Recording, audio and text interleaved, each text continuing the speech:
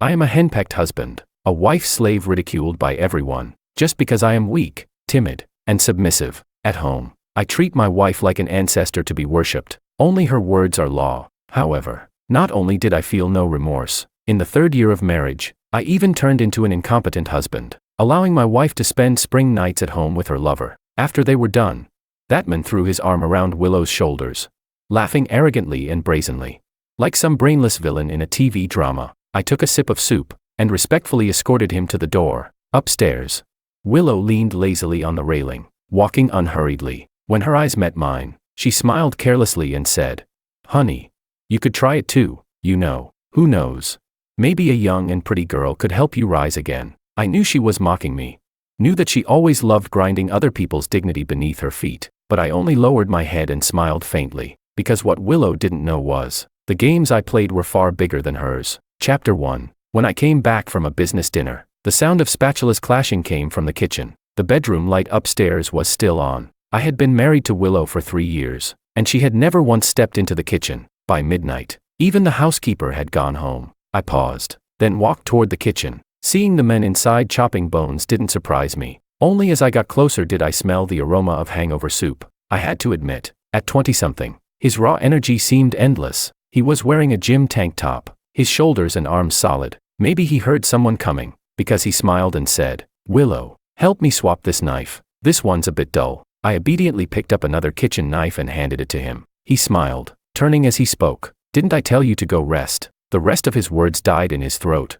As a porcelain plate crashed onto the marble floor, tiny shards grazing near my feet, the man's face turned pale, his voice trembling as he stammered, "Mr. Wong, please, don't be impulsive." My eyes lingered on his neck and shoulders, where a string of lipstick marks betrayed exactly how much pleasure my wife had just indulged in. I smiled calmly and asked, "The hangover soup, can you spare me a little?" Chapter 2. I can't really remember when my marriage with Willow started to rot. The first time I caught her, it was with her former bodyguard. That day really caught me off guard. When I opened the door, I saw entangled shadows on the sofa Willow and I had once chosen together. Seeing me, that man pretended he was only dropping Willow off, then fled in panic. Willow, meanwhile, put on the act of being dead drunk. Their acting was so bad it could have gotten them blacklisted in the entertainment industry for 50 years. I knew Willow had been drinking that day, but nowhere near drunk, and I also knew that man just wanted to take advantage of her tipsiness for something bigger. But since things had already gone that far, it was no surprise when he later ended up behind bars. My memory has always been sharp, and I instantly recognized the man standing across from me as Makoto, someone I'd seen 4 months earlier. That day, I had driven to Lu Corporation. In the pouring rain, I saw him scoop Willow into his arms. I watched as he gently placed her into his car. The scene was so picture-perfect it looked straight out of a romance drama. I took another sip of the hangover soup in my bowl, blandly glancing at the men standing by the table. Makoto kept his head down, fists clenched tight, his fingertips turning pale from the pressure. I opened my mouth to dismiss him. "It's late." Startled, he suddenly looked up and said, "I'll leave right away." Mr. Wong. Not bad, he had enough awareness to know his place. No wonder Willow kept him around for so long. He didn't ask to go upstairs for one last look at Willow. He simply obeyed, picked up his phone, and walked toward the door. Halfway there, he suddenly turned back and said, "Mr. Wong," he said, "please remind Willow to drink the hangover soup. Otherwise, tomorrow morning I worry she'll feel unwell." I nodded in agreement. The moment the door closed, Willow slowly walked out of the bedroom. Her slip dress was skimpy, lace fabric barely covering her curvy figure. I gave her a glance, then looked away indifferently. I said, "You heard it. I don't need to remind you." She responded softly, holding the railing as she came downstairs. It had been a long time since Willow and I had shared intimacy. Her bed partners had never stopped rotating, yet there was never a place for me. Our marriage was hanging by a thread. "Honey," her voice was gentle as she called me. I looked up. She blinked at me and said, "Maybe you should give it a try too. Who knows, maybe a young and pretty girl could help you rise again." Chapter 3. I looked at her delicate face, and for a moment, I thought back to our wedding day. Everyone was smiling, blessing us with wishes of growing old together. Only my best friend David kept his face expressionless. At the moment the staff invited me to step in, he patted my shoulder and said, "George." He shrugged and added, "Welcome to the swamp." A wealthy marriage is more like a transaction of interests. On the surface, my marriage with Willow was more like a display item in a shop window. Passers-by would marvel at what a perfect match we looked like, but no one thought about how rotten the materials were beneath the glossy surface. Under the shadow of money and power, Sincerity from those at the top was nothing more than a rare, feeble thing. Who would have thought that the one urging me to cheat would be my own wife? Chapter 4. The phone on the table buzzed once. I looked down and saw a message from the contact saved as young pretty girl. Willow sat across from me. I stood up, wiped my mouth with a napkin, and said, "Something came up. I'm heading out." She gave a faint response. By midnight, there weren't many cars left on the road. I drove smoothly all the way to the location Anna had sent me. There were still plenty of cars parked outside the bar. 4 or 5 young men clustered together, talking about who knows what. And then I spotted her immediately, standing under the street lamp. Anna. The girl's figure was slender, shapely, the white light overhead casting her face into a blur, yet still strikingly beautiful at first glance. I parked by the roadside, got out, and walked over, calling, "Anna." She lifted her head, but before she could speak, a boy suddenly rushed out from behind and blocked between us. The heavy stench of alcohol made me frown. He shoved me hard with surprising strength, his tone hostile. "Hey, where'd you come from? You're too old to be hitting on a young girl." I was only 28, but after long years in the Vanity Fair of power and money, I inevitably carried an aura of adult cunning, a sharp contrast to students untouched by society. He gave me a once-over, his voice dripping with disdain. "You don't actually think Anna would go for some old man like you, do you?" I raised my brows, but before I could speak, someone behind me pushed him aside. His drunkenness cleared by a fraction as he stammered, "Anna, he's my senior." Anna's voice carried a chill in the night air. The boy froze, then quickly lowered his head to apologize. "I'm sorry, I didn't." Anna cut him off coldly. "My circle of friends doesn't need you to interfere. Classmate Martin, we are nowhere near familiar enough for that." She paused, then added, "Perhaps you should find a teacher to remind you what manners are." The boy's face turned pale in an instant. I could practically hear the sound of his heart shattering. TSK. Too tragic. Chapter 5. I met Anna in a bar as well. Willow's scandal had flared up early, dragging down the company's stock price, and I had to exhaust myself with PR. Frustrated, I came to the bar alone for a distraction. The place was crowded, voices booming. The bartender joked with a smile. "Who knows, maybe tonight you'll run into a beauty to lift your spirits." I neither agreed nor denied, just stood up and headed to the restroom. On my way back, I happened to stumble across a confession scene in the hallway. Through the deafening music, I heard a man shout with all his might, "I like you. Please give me a chance to be your boyfriend."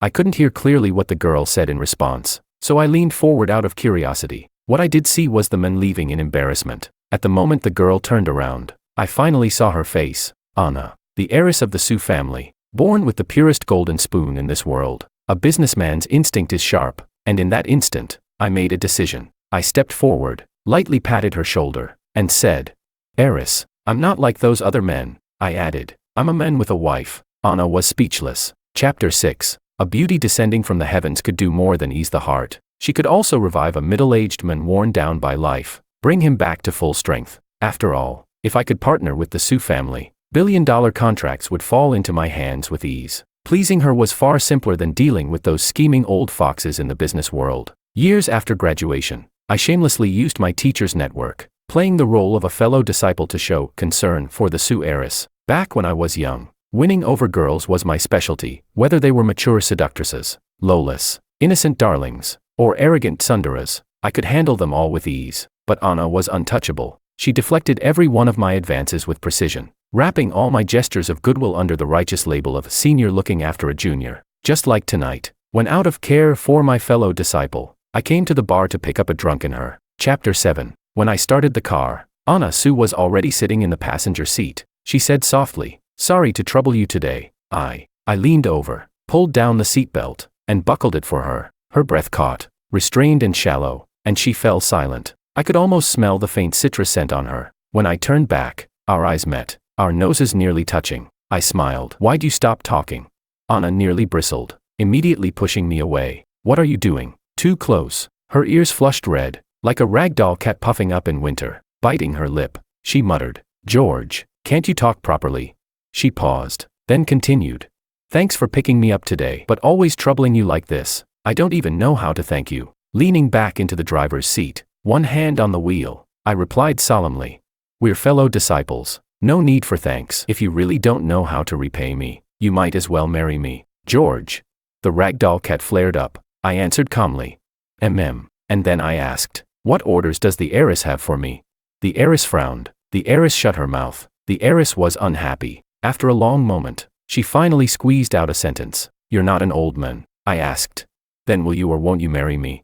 The girl in the passenger seat didn't reply for a long while. At the pause of a red light, I turned to glance at Anna. She was propping her chin with her hand, half-lidded eyes resting on mine. The object on my ring finger reflected a dazzling light, an unmistakable wedding band. Most people in our circle didn't like wearing wedding rings. Love and fidelity, neither of those words had much to do with a hollow marriage. So naturally, I was seen as an outlier. At first, they joked that I was a henpecked husband, but I never got angry. In fact, I almost wore it as a badge of pride. So they labeled me a simp, thinking I was so desperate for my wife's affection that I could even tolerate her messing around with other men. The moment the traffic light turned from yellow to green, I heard Anna's calm voice. "I don't date men who already have wives." Chapter 8. The next day at the auction, I ran into my brother David. He glanced at the dark circles under my eyes and teased.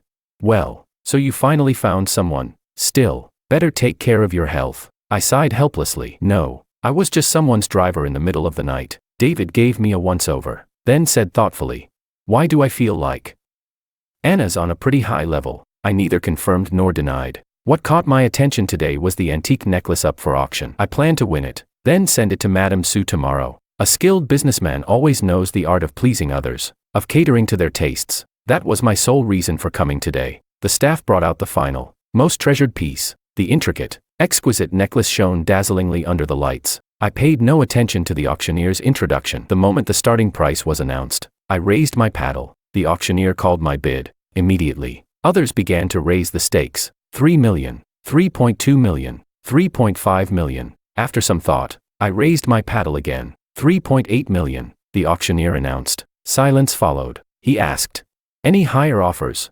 3.8 million, once. 3.8 million, twice. And then, 4 million. A sudden voice cut him off. I instinctively turned toward it. There sat Willow, paddle still raised, nestled comfortably in a man's arms, smiling right at me. Makoto, noticing my gaze, gave a lazy yawn. I withdrew my eyes. 4.2 million, 4.3, 4.4, 4.5. Willow seemed determined to challenge me, matching my bid step for step. The people around us lowered their eyes, pretending not to watch, quietly enjoying the drama of a rich couple's public fallout. A headache pressed at my temples. I rose and walked toward Willow, frowning. "I remember you always thought gold jewelry was tacky." She rolled her eyes and snapped. "I just suddenly feel like that necklace suits me." As she spoke, she hooked Makoto's hand and let it rest just above the soft rise of her chest. She asked him, "What do you think, Makoto? Don't you think it would look perfect here?" Makoto instantly caught on, hurrying to reply, "Of course, Miss Lu, you'd look stunning wearing it." Willow winked at me, peach blossom eyes tilted in mockery. I tore my gaze away. The composure I had maintained for years nearly cracked in that moment. Willow relished provoking me. Through the years, her suitors had been endless, their methods of taunting me ever more creative. The only time I had lost my composure was 2 years ago, when I personally punched one of them. I can't even recall his face anymore. The only thing etched in memory is how Willow brightened instantly at seeing my anger. She took my hand, pressed it against her cheek, nuzzling it as she cooed. "Honey, if he upsets you, just tell me. There's no need for you to dirty your hands." Chapter 9. I said nothing more and walked out. Inside, the auctioneer's gavel fell, deciding the necklace's fate. At the entrance, I watched as staff directed Willow and Makoto to finalize the purchase. The moment Willow received the necklace after paying, my mood instantly lightened. I lowered my head and sent a message to the heiress Anna, saved in my contacts. "Where are you?" Anna replied quickly, "Laboratory." I checked the time, then asked, "Haven't had dinner again, have you?" The typing bubble lingered for a long while, yet no complete message came through. So I sent another myself. "Private kitchen alley. Wait for me. I'll be at your campus gate in about 40 minutes. When I put away my phone, David gave me a look. "Being a food delivery driver for the heiress today?" I nodded. He hesitated, as though wanting to say more. I just smiled. "David," I said, "I'm a businessman." Chapter 10. My timing was just right. Anna was standing at the school gate, frozen in place like a silly goose. There was a kind of dumb, dazed cuteness about her. I pulled the car up in front of her, rolled down the window, and handed her the package from the passenger seat. Anna thanked me softly. I looked up, about to tease her with a remark, when I spotted two all too familiar figures not far away. The world really was small. Turns out, the college athlete my wife had picked up was from this very school as well. The necklace Willow had just bought was already hanging from her neck. Even in the night, it couldn't conceal its brilliance. But jewelry is meant to complement its wearer. Placed on someone it doesn't suit, It only looks out of place. Willow simply didn't have the aura to carry such a luxurious piece. She had become nothing more than the necklace's backdrop. My foolish wife, no longer young, yet still playing childish games of jealousy and rivalry. Anna followed my gaze. Willow's back was toward us. Only Makoto's face was visible. You know, he's actually kind of handsome, I said, withdrawing my gaze and looking at Anna with interest. She turned, meeting my eyes. Tilting her head in confusion, I said, "My wife likes this type." I looked at Anna. "I don't like that type," Anna blurted out almost instantly. Our words collided in the air. I froze for a second or two, then gave a mischievous smile. The heiress's face flushed red at once. She covered it with her free hand. My curiosity was piqued. I asked, "Then what type do you like?" Anna's skin was far too thin, like a snow mochi stuffed with too much strawberry filling, making one itch to squeeze. Anna pursed her lips. "Silent," I said. "Heiress," she answered. George, taking a breath, the red still clinging to her ears, she lowered her hand and looked at me. She asked, "When you said your wife likes that type, what exactly did you mean?" "Liking a type simply means liking a type. What more could it mean?" I didn't answer her. I only waved with a grin. "Let's go eat. It's getting late." Anna frowned, seeming somewhat unhappy. After a pause, she sighed and asked, "Are you free next Friday?" I asked, "What for?" Then, amused, I laughed. "Heiress, are you about to take the first step into a forbidden romance?" "George." She shouted my name angrily, ears flushed red. "I just want to thank you for taking care of me, with a meal," I asked. "Just the two of us?" She replied. I said. As Confucius said, food and desire are the great urges of humanity. A man and a woman dining alone. "Heiress, you're playing with fire." I reached out to pinch Anna's cheek. She couldn't dodge in time, and my finger poked her dimples. She jumped away as though burned. With a cold huff, she said, "Forget it if you're too busy." Anna turned her eyes away, avoiding mine. Her tone stubborn. I said, "Of course I'm free." Then I smiled. "See you Friday." Chapter 11. I had expected Makoto would come to me. I just hadn't thought he'd come so quickly. The message arrived on my phone while I was still working through some documents. After reading it, I pushed the files to Secretary Shen. "I'll be back in about half an hour. Host the first 5 minutes of the meeting for me." She nodded in agreement. I went downstairs, drove to the cafe Makoto had chosen. The moment he saw me, he stood and greeted, "Mr. Wong." I nodded. He smiled and said, "I remember you don't like coffee, so I ordered you a cup of tea instead. Is that all right?" I inclined my head. I asked, "You said you had something to tell me. What is it?" Makoto looked at me, hesitated, then drew in a deep breath and said word by word, "Mr. Wong, Miss Liu is pregnant." His brows furrowed, expression heavy as he continued, "Mr. Wong, you know about me and Willow, so I won't beat around the bush. This child is mine." He paused, eyes cast down as though pressing down a swell of emotions. Then he said, "I chose to be honest because I know too well the pain of being tricked into raising another man's child. My own father only found out, after raising me and my brother, that neither of us were biologically his. So, Mr. Wong." I set down my teacup and cut him off. "I recall Willow has always taken precautions quite well." The unexpected turn left me momentarily startled. Makoto lowered his head. His voice was hoarse, laden with guilt. "It's all my fault. A moment's recklessness caused this mess. Mr. Wong, if you want to hit me or curse me, I won't fight back." His voice trembled, but his eyes were unwavering as he went on. "Mr. Wong, a true gentleman helps others fulfill their happiness. Since you and Willow have long been estranged anyway, why not let us be together? I'll treat her well." I had always thought Willow was foolish. I hadn't expected the man she chose as her stand-in would be just as much a useful fool. I glanced at the time, realizing I could finish earlier than half an hour. I smiled. "Mr. Ito," I asked, "do you know why I agreed to see you today?" He froze, eyes blank, his honest, clumsy nature showing through. I said, "My time is precious. Normally, I never involve myself in Willow's affairs, but you're different." I smiled. "I've always admired you. Not only are you responsible, you're also deeply devoted to Willow. Leaving her in your hands, I can feel at ease. I've never been stingy with praise, especially for someone so naive." I lifted my hand, patted his shoulder with a smile, and said, "So I'll trouble you with this. Take this chance, and let Willow divorce me. Can you do that?" Chapter 12. The day Anna came to find me, she drove herself. I stared at her car for several seconds, then couldn't help myself. Gritting my teeth, I said, "Damned rich people. All those years scheming back and forth in the business world, and yet it still couldn't compare to being born with everything handed to you." Anna chuckled, asking, "Don't you count as one yourself?" "On the road," I sighed. "When I was a kid, I heard people say, 'One day you'll grow into the person you hate the most.' Anna tilted her head. And what kind of person do you hate?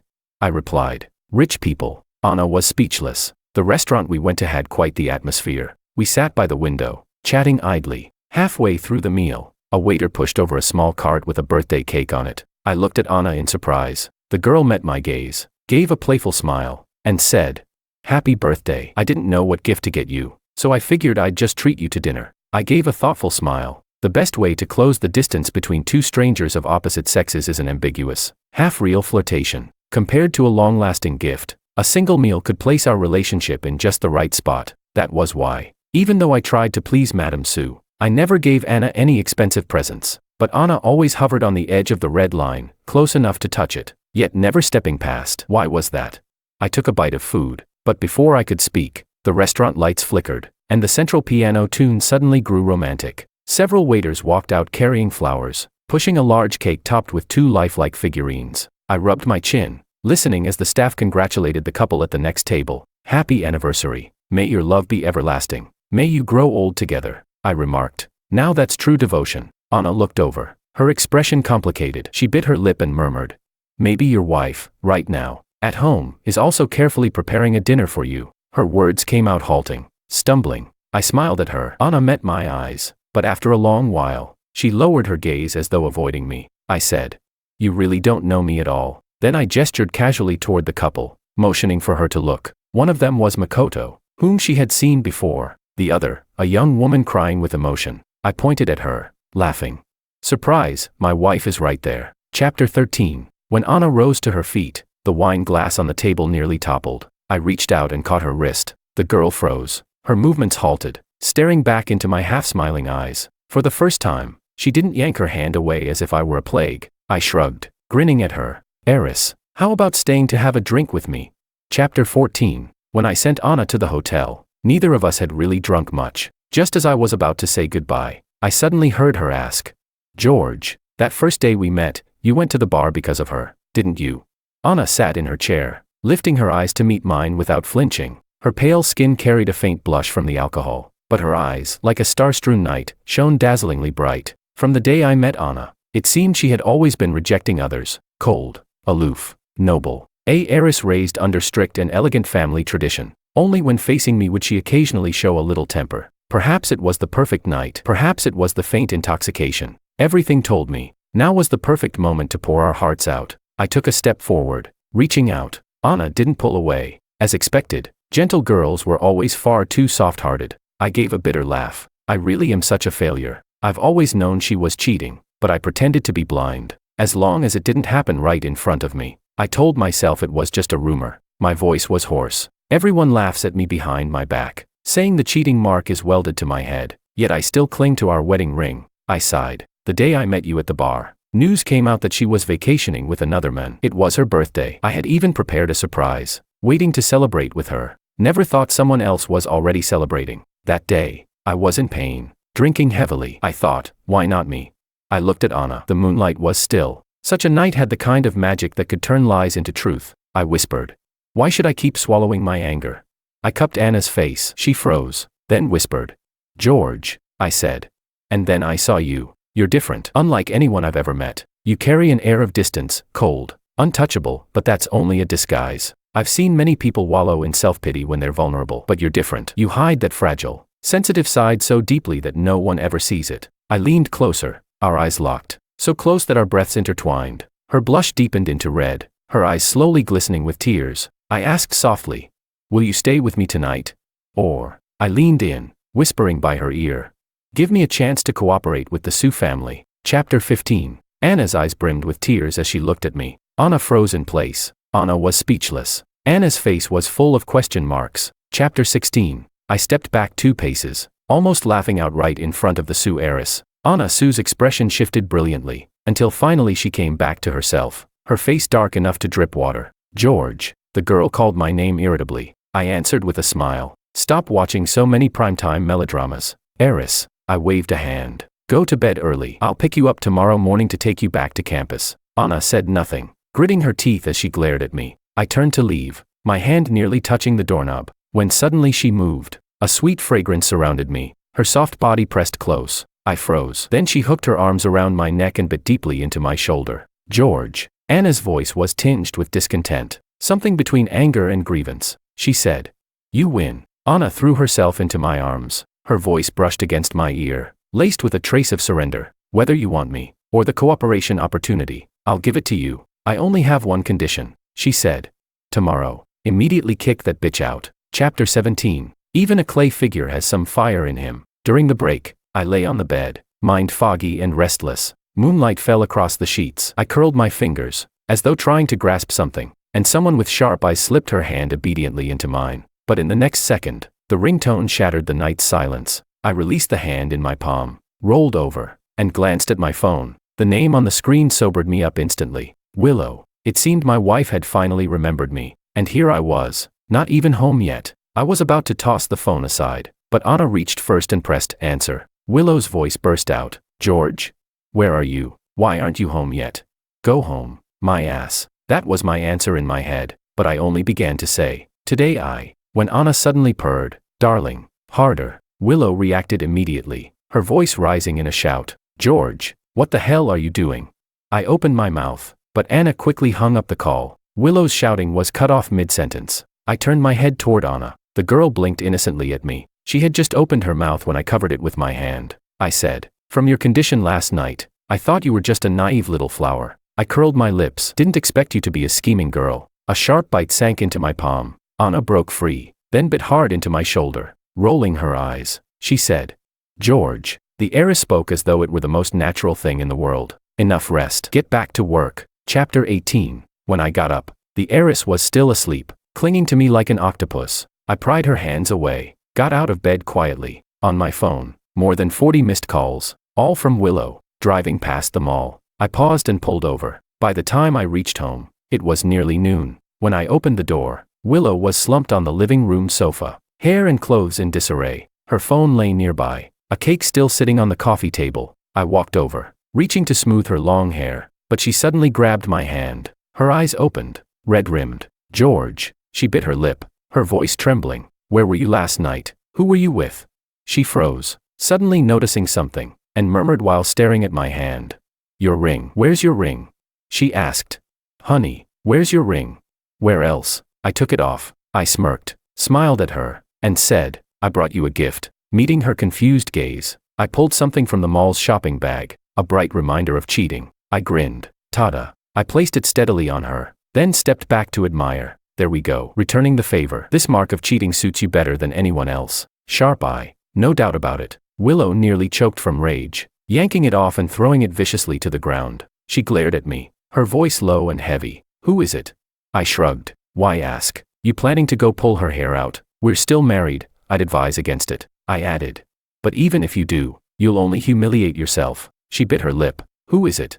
Willow pressed on relentlessly. I smiled faintly. "Anna Sue." The Sue name was well known. Willow froze, disbelief written across her face. When she came back to herself, she grabbed my arm. "Honey, you're lying to me, aren't you?"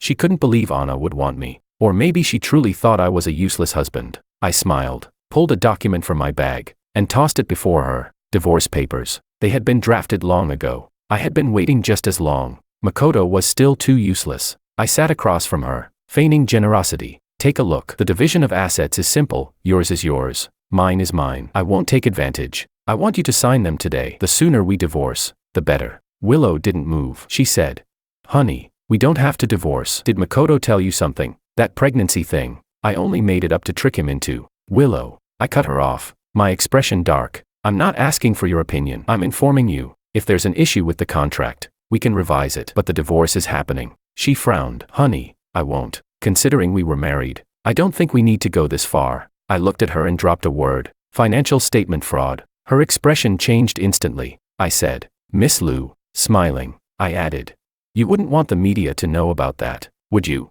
Chapter 19. When Willow left, she took the divorce papers with her. I knew things were basically settled. Later, when I finally checked my phone, I realized I'd been bombarded with another round of messages. "Where are you? Did you go to the office? Are you busy? Was it something urgent? Why did you leave so early? Why didn't you wake me? I wanted to have breakfast with you. Are you planning to deny responsibility now? You don't want to be responsible for me, is that it?" I snapped a picture of the cheating symbol lying on the floor and sent it to her. I said, I already gave you a gift, Anna replied in a delicate, playful tone. Won't your wife be mad if she finds out, though? Chapter 20. The Lu Corporation was suffering from severe financial losses. One of the executives had embezzled a huge amount of funds. If this were exposed, the Lu family's business would be on the brink of collapse. That executive was related to the Lu family by blood. Of course she didn't dare hand him over, so she could only secretly try to fill the financial hole. I was wary that if I pushed Willow too hard, she'd drag me down with her. So during the 30-day divorce cooling-off period, I still lived at home, going to work at Wang Corporation as usual. But despite me, Willow had Makoto move in with us. Every day the two of them cuddled and cooed at each other. Now and then Makoto's doubtful eyes would drift toward Willow's stomach, where there wasn't the slightest sign of pregnancy. I knew she was running the same manipulative pua routine on him again. When the 30 days were up, the sky was bright and clear. I drove Willow to the Civil Affairs Bureau. At a red light, the car fell silent for those 10-odd seconds. Willow suddenly spoke. No sarcasm, no sharp words, just a soft murmur. Honey, if I had never gone looking for someone else from the start, could we have stayed together all along?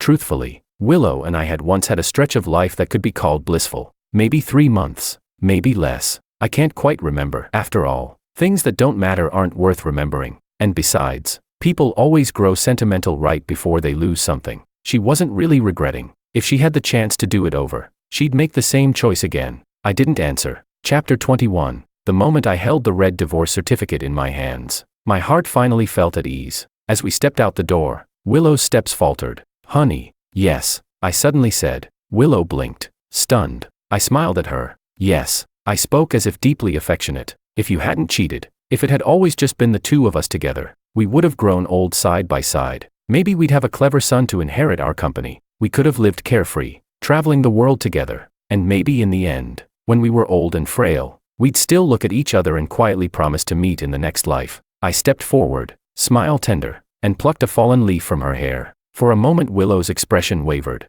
her lips trembling as she whispered, Honey, but I sighed. No, you wouldn't. I stepped back, avoiding her hand, and looked at her coldly. You wouldn't. Willow, I know you, selfish, spoiled, vain, cheap, fickle, shameless. Her face flushed red with anger. I know you too well, Willow, I said. That's exactly why I married you. I chuckled. Enjoy it while it lasts. Now that we're divorced, you'll finally see your ex-husband's true colors. Willow stepped forward, straightening my tie the way she used to when we first married. Her tone was icy. George, you'll never win anyone's true heart. The woman who was once my lover whispered softly, in the most intimate tone, the cruelest curse. But who cares? Losing love is like a fish losing a bicycle. Behind me came the sound of a soft cough. I turned my head. The heiress leaned against the car, looking thoroughly displeased. I stepped back, waved goodbye to Willow with genuine sincerity. Goodbye. Chapter 22. Once we got in the car, I leaned over to fasten Anna's seatbelt.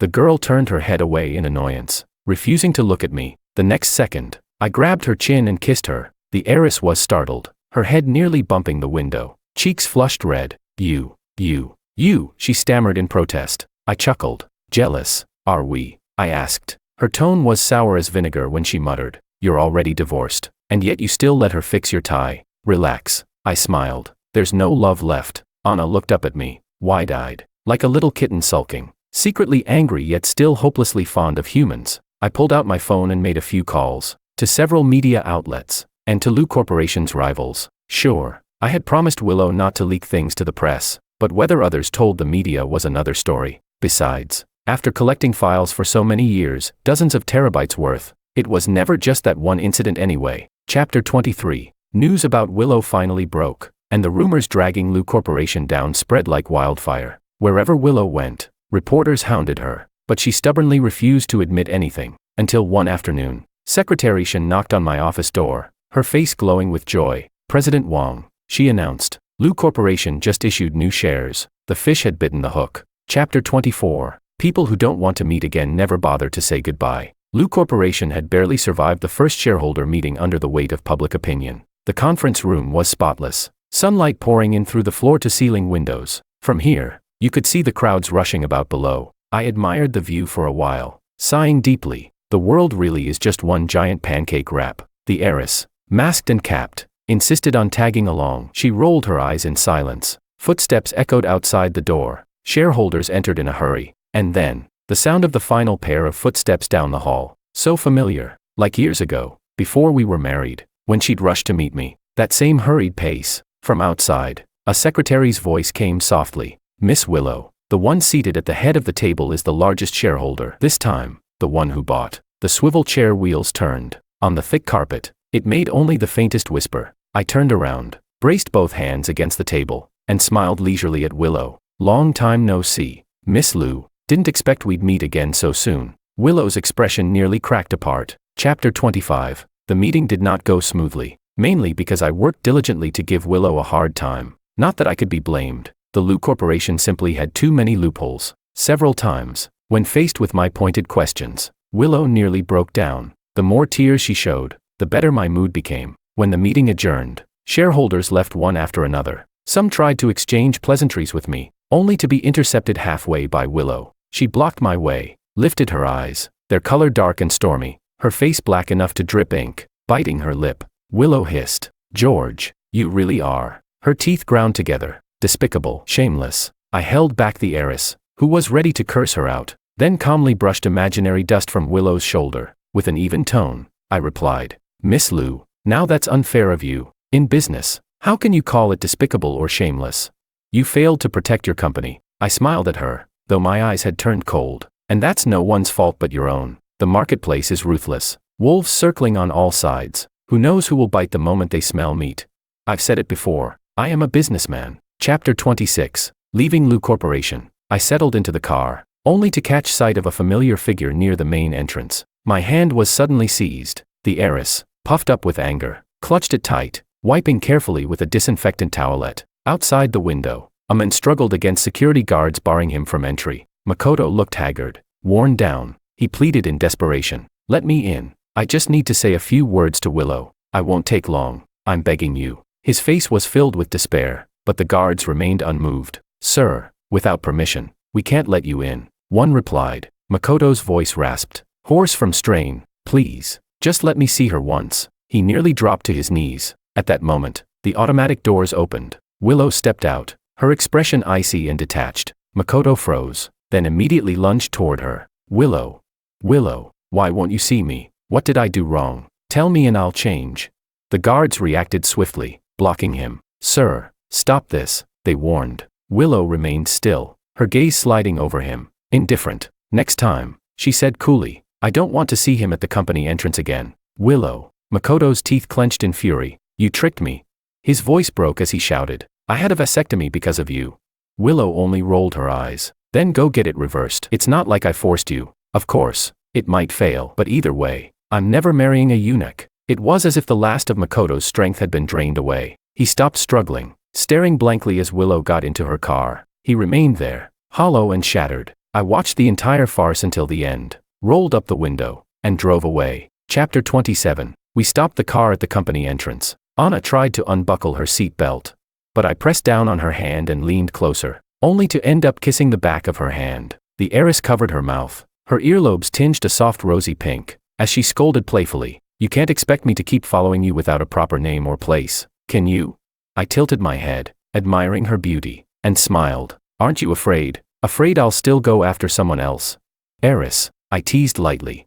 "Businessmen value profit above all, but not farewells." Anna met my eyes, steady and unflinching. In them, I saw a reflection of myself. She laughed softly and asked in a gentle voice, "Would you?" I replied, "Hard to say. My moral boundaries have always been flexible, higher with the high, lower with the low." She blinked and said, "Then what should I do?"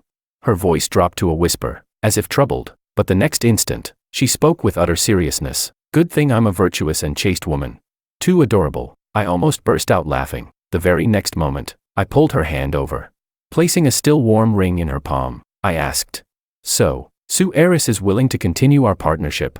Anna put on the ring, stretched out her fingers with a smile that curved her brows and eyes. She nodded and replied, "Sigh, who told me my moral standards are so high? In order to keep you from lowering yours and going astray, I have no choice but to offer myself to you." Extra, Anna. Chapter 1. Anna was dragged by her friend to the playground to watch a race. The 800-meter final was in full swing, and at the finish line, a crowd of people had gathered, chattering noisily. Her friend pulled her into the front row. Amid the deafening cheers, one name stood out, George. Anna raised her eyebrows and asked her friend, Who is George?